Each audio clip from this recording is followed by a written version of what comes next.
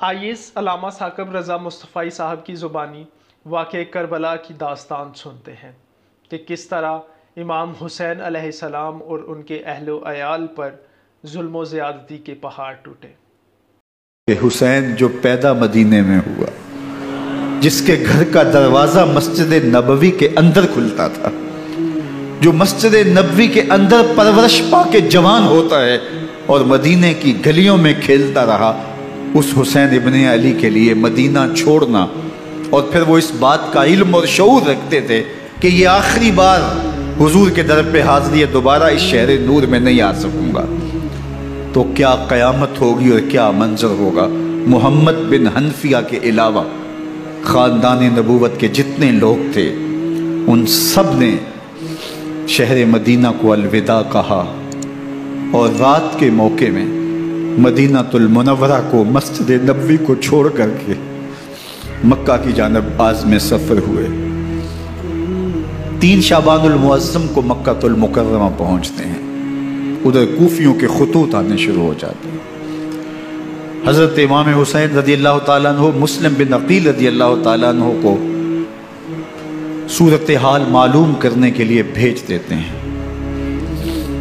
40,000 کوفی آپ کے ہاتھ پہ بیعت کر دیتے ہیں۔ ادھر 25 پیدل حج کرنے والے حضرت امام حسین 8 ذی الحج کو احرام باندھتے ہیں، لیکن آپ کو پتہ چلتا ہے کہ حاجیوں کے روپ میں قاتل چھپا دیے گئے، تو آپ اس احرام کو حج کی بجائے عمرے میں بدلتے ہیں اور کوفے کی جانب عازم سفر ہوتے ہیں۔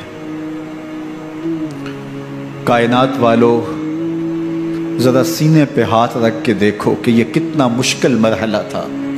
اس دین کی آبرو کو بچانے کے لیے حضرت امام حسین رضی اللہ تعالیٰ عنہ نے کتنا بڑا قدم اٹھایا۔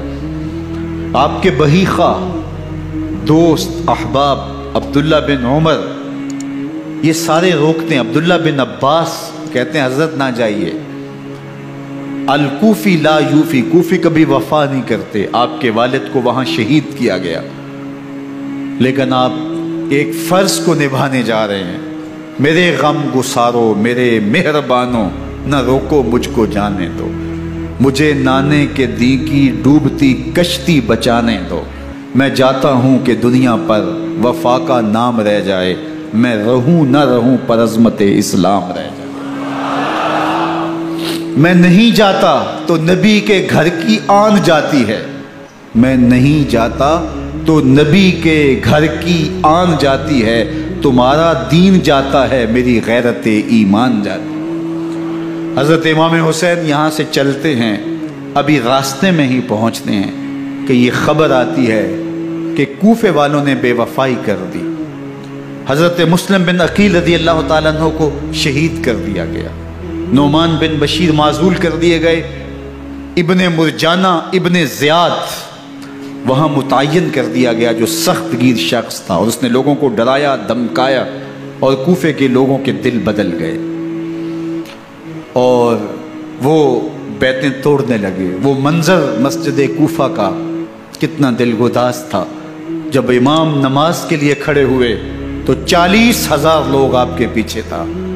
جب سلام پھیرا اور امام نے دیکھا کہ پیچھے لوگ نہیں ہیں، پھر لوگوں نے اپنے دروازے بھی بند کر لیے۔ رات کی تنہائیاں ہیں اور حضرت مسلم بن عقیل کو کوئی پناہ دینے والا نہیں۔ لوگوں نے دروازے بند کر لیے کہ کہیں ہمارے گھر میں نہ آ جائیں اور ہم مشقت اور حکومتی تشدد کا شکار نہ ہوں۔ کتنا دردناک لمحہ ہے حضرت مسلم بن عقیل رضی اللہ تعالیٰ عنہ پہ، اور پھر حضرت مسلم بن عقیل بے دردی سے شہید کر دیے جاتے ہیں۔ آپ ابھی راستے میں ہیں، یہ ساری کہانی پہنچتی ہے کہ حضرت مسلم شہید کر دیے گئے اور بے دردی سے شہید کر دیے گئے۔ وہ جنہوں نے خط لکھے تھے کہ ہم آپ کے ساتھ ہیں اور ہم منتظر ہیں، چشم برا ہیں، آپ کے قدموں کی چاپ سننے کے لیے بیتاب ہیں، آج انہوں نے بیتیں توڑ دی۔ 40,000 کوفی منحرف ہو گئے۔ مسجد کوفہ کا وہ منظر کس قدر روح کو تڑپا دینے والا تھا۔ ہم پچھلے سال عصر اور مغرب کے درمیان جب کوفہ پہنچے تو سورج ڈوبنے کے قریب تھا۔ میں نے اپنی زندگی میں اتنا اداس موسم کہیں نہیں دیکھا جتنا اداس موسم کوفے میں دیکھا۔ ایسے لگتا تھا جس طرح کوفے کی آب و ہوا آج بھی شرمندہ ہے۔ جو مسلم بن عقیل اور خاندان نبوت کے ساتھ اہل کوفہ نے کیا، حضرت امام حسین رضی اللہ تعالیٰ عنہ کو ان کے بہی خواہوں نے، اعزاء نے، اقربا نے، دوستوں نے، آوان و انصار نے، ساتھیوں نے کہا کہ حضرت حالات یکسر تبدیل ہو گئے، اب ہمیں مراجعت کر جانی چاہیے، واپس پلٹ جانا چاہیے۔ تو حضرت امام حسین کافی سوچ بچار میں رہے۔ پھر اس کے بعد آپ نے فیصلہ کیا کہ ہم آگے بڑھیں گے۔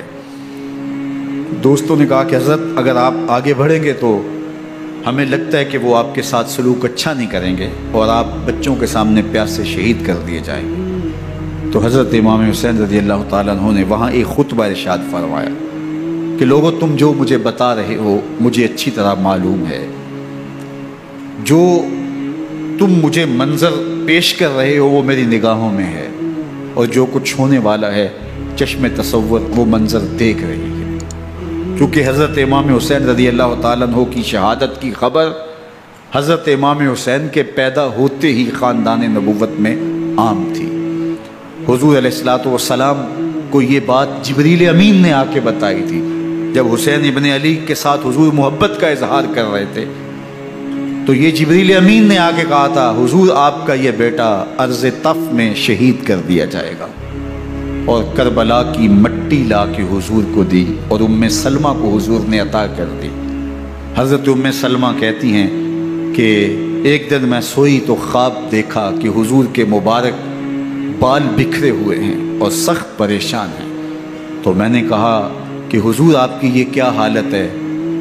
وَبِيَدِهِ قَارُورَةٌ، اور حضور کے ہاتھ میں ایک شیشی ہے، فیہا دمن، جس کے اندر خون ہے۔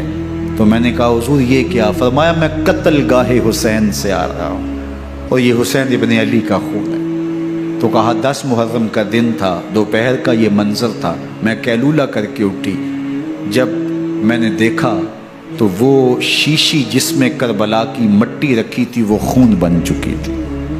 تو یہ خبر پہلے دی گئی تھی، یہ بتا دیا گیا تھا۔ فرمایا میرے دوستو جو تم مجھے بتاتے ہو میں اس سے بے خبر نہیں ہوں، یہ سب کچھ ہونے والا ہے، لیکن اس کے باوجود میں کیوں جا رہا ہوں؟ تو آپ کا ایک تاریخ ساز جملہ ہے جو کربلا کے فلسفے کو ہمارے سامنے رکھتا ہے کہ یہ اتنا بڑا امتحان کیوں دیا۔ حضرت امام حسین رضی اللہ تعالیٰ عنہ نے فرمایا وَلَكُمْ فِيَّ أُسْوَةٌ، میں اس لیے جا رہا ہوں قیامت تک ظلم، جبر اور ناانصافی کے خلاف کھڑے ہونے والوں کے لیے کوئی نمونہ تو ہو۔ میری زندگی قیامت تک ظلم، جبر اور استحصالی نظام کے خلاف کھڑے ہونے والوں کے لیے نمونہ ہے۔ تو حضرت امام حسین رضی اللہ تعالیٰ عنہ نے حق اور باطل کے درمیان ایک سرخ لکیر کھینچ دی اپنے خون سے۔ اب حق اور باطل کا امتیاز کرنا مشکل نہیں ہے، کوئی باطل پہ اڑا رہے تو الگ بات ہے، لیکن امتیاز کرنا مشکل نہیں ہے۔ حدود بالکل واضح کر دی۔ اقبال نے یہاں کتنی خوبصورتی کے ساتھ اس مضمون کو نبھایا۔ سرخ رو عشق غیور از خون او، شوخی این مصرع از مضمون او، تا قیامت قطع استبداد کر، موج خون او چمن ایجاد کر۔ ایک جہاں آباد کر دیا، حق اور باطل کی راہیں اجال دی۔ اب لوگوں کو یزید کا چہرہ پہچاننے میں دیر نہیں لگتی، وقت کے ہر یزید کا چہرہ آسانی سے پہچانا جا سکتا ہے۔ یہ معرفت زمانے کو کروائی کس نے؟ حسین ابن علی نے کروائی رضی اللہ تعالی عنہ۔ تو حضرت امام حسین نے فرمایا کہ جو میرے ساتھ ہونے والا ہے میں اچھی طرح جانتا ہوں، لیکن میں اس کے باوجود آگے بڑھوں گا۔ پھر بڑھے اور کربلا میں جا کے خیمہ زن ہو گئے۔ 7 محرم کو پانی بند کر دیا گیا۔ پانی بند ہوا تو کھانا بھی میسر نہیں تھا، لیکن ذکر پانی کا ہوتا ہے اس لیے کہ کھانے کے بغیر انسان کئی دن کاٹ لیتا ہے، لیکن پانی کے بغیر گزر نہیں ہوتی۔ تو فرات کی نہر سامنے اپنی موجوں کے ساتھ چمک رہی ہے، لیکن ایک قطرہ آب بھی آل رسول کو نہیں دیا جا رہا۔ کائنات کے اندر ایسے انوکھے امتحان بھی ہوتے ہیں۔ وارثوں ساقیے کوثر کے، مالک ہوں حوض کوثر کے اور بیٹے ہوں ساقی کوثر کے، اور آج ایک بوند پانی کی بھی میسر نہ ہو۔ صبر کا امتحان ہے، عزیمت کا امتحان ہے۔ حضرت امام حسین رضی اللہ تعالیٰ عنہ خیمہ زن ہو گئے، 3 دن تک پانی بند رہتا ہے۔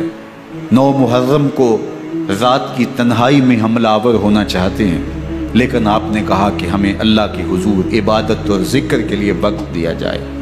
ساری رات ذکر میں گزرتی ہے، عبادات میں گزرتی ہے۔ رات کے اندھیرے میں آپ چراغ بجھا دیتے ہیں۔ آوان و انصار کو کہتے ہیں کہ ان کی دشمنی میرے ساتھ ہے، انہیں میرا خون چاہیے، اگر تم رات کی تاریکی میں نکل جاؤ تو میں تم سے کوئی مواخذہ نہیں کروں گا، اور یہ بھی تمہارا پیچھا نہیں کریں گے، اس لیے کہ ان کا مطلوب تم نہیں ہو، ان کا مطلوب میں ہوں۔ جب چراغ جلایا تو کوئی بھی نہیں گیا۔ مسلم بن نوسجہ کھڑے ہو کے کہتے ہیں، حضرت اگر ہمارے بدن کو 70 بار کاٹا جائے اور جلایا جائے اور ہواؤں میں اڑا دیا جائے پھر بھی آپ کا ساتھ نہیں چھوڑیں گے۔ 70 سال کے بوڑھے ہیں حبیب بن مظاہر، کہتے ہیں حضرت آپ کو چھوڑ کے جائیں کہاں، آپ کو چھوڑ کے جائیں کہاں، کوئی ساتھ چھوڑنے کے لیے تیار نہیں ہے۔ پیاس ہے، سخت گرمی ہے، کربلا کا ماحول ہے، 72 افراد اور خاندان کی خواتین میدان کربلا میں خیمہ زن ہیں۔ دوسری طرف لشکر اعداء اشقیا 22,000 کی تعداد میں مقابلے میں، ایک روایت 30,000 کی ہے۔ ان صرف 72 پیاسے لوگوں کے لیے اتنے لوگوں کو جمع کرنے کا مقصد خوف زدہ کرنا تھا۔ شرط ہے کہ یزید کی بیعت کر لیں، محاصرے توڑ دیں گے، پانی دستیاب ہوگا، اعزاز و اکرام سے نوازا جائے گا، خزانوں کے منہ کھول دیے جائیں گے۔ لیکن حسین ابن علی کہتے تھے سب کچھ لٹ جائے گا، باطل کے ہاتھ پہ ہاتھ نہیں رکھوں گا۔ اللہ اکبر۔ اب صبح طلوع ہوتی ہے، عاشور کا دن چڑھتا ہے، سورج اپنی پوری تمازت کے ساتھ گرمی برسا رہا ہے۔ آج خاندان نبوت کا امتحان زمانے نے دیکھنا ہے۔ رسول اللہ کا لعاب چوسنے والا اس کے صبر کا آج امتحان ہے، حضور کے کندھوں پہ کھیلنے والے حسین کا آج امتحان ہے۔ اللہ اکبر۔ حسین ابن علی تمام حجت کرتے ہیں، میں نے تمہارا کچھ نہیں بگاڑا، میں نے کسی کا خون نہیں کیا، میں نے کوئی زیادتی نہیں کی، تم کیوں میرے قتل کے در پہ ہو؟ تم جانتے نہیں میں کون ہوں؟ میں تمہارے نبی کا نواسا ہوں، رسول اللہ صلی اللہ علیہ وآلہ وسلم کے کندھوں پہ کھیلتا رہا ہوں، حضور کا لعاب چوستا رہا ہوں، اور میں بوسہ گاہے رسول صلی اللہ علیہ وآلہ وسلم ہوں۔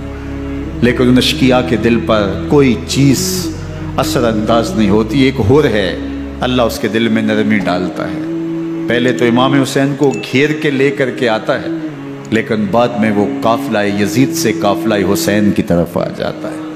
امام حسین فرماتے تو دنیا میں بھی ہور ہے، آخرت میں بھی ہور ہے، آزادی مل جاتی ہے۔ باقی 22,000 کا لشکر جرار امام حسین کے قتل کے در پہ ہے۔ پھر تاریخ نے خاندان نبوت کا وہ انوکھا امتحان دیکھا۔ حضرت امام حسین کے بچے بالخصوص خواتین پیاس کی شدت میں حلق خشک ہیں۔ حضرت سکینہ تڑپ کے اپنے باپ سے کہتی ہیں کہ مجھے 6 ماہ کے علی اصغر کی پیاس نہیں دیکھی جا رہی۔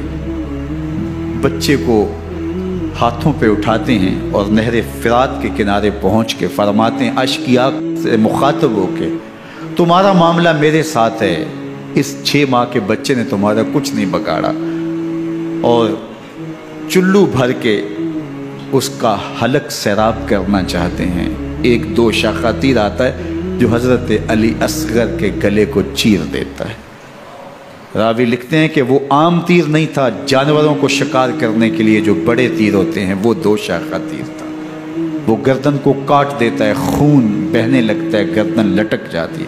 حضرت امام حسین وہ بہتا ہوا خون اپنے چلو میں لیتے ہیں اور آسمان کی طرف اچھال کے کہتے ہیں مالک حسین کی یہ قربانی بھی قبول فرما۔ یہ تماشا لب بام نہیں ہے، بچہ بیمار ہو ڈاکٹر جواب دے دیں، ماں باپ کے ہاتھ پھول جاتے ہیں، زندگی کی سانسیں ابھی چل رہی ہوتی ہیں، لیکن ڈاکٹر کہے کہ یہ میرے بس کا روگ نہیں ہے، کہیں اور لے جاؤ، تو زندگی کا لف و نشر غیر مرتب ہو جاتا ہے۔ میں سلام پیش نہ کروں حسین ابن علی کو، 6 माह का अली असगर हाथों में दम तोड़ता है, गर्दन लटक जाती है, खून बह रहा है। अब खैमों की तरफ बढ़ रहे हैं, लेकिन ज़ुबान पे शिकायत नहीं है। कहते हैं मालिक हुसैन की ये कुर्बानी कबूल कर ले।